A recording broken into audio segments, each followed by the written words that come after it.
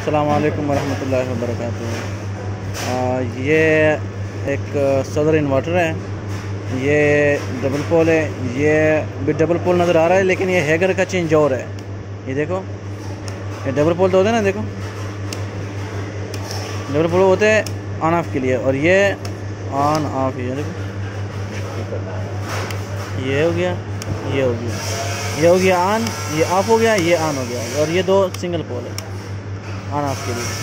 तो यहाँ से सप्लाई गई है इसको, इसके बाद इसको गई है, इसके बाद इससे फिर इसको गई है, इसके बाद फिर इससे जाएगी।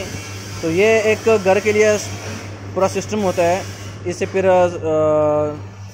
सोलर प्लेट से यहाँ पे वो आते हैं, चार्ज आते हैं इसको, फिर इसको जाके इससे गुजर के बैटरी को जाता है, बैटरी से फिर इसको जाता है, फिर इससे घर को जाता है, और ये पूरा सिस्टम चलाता है।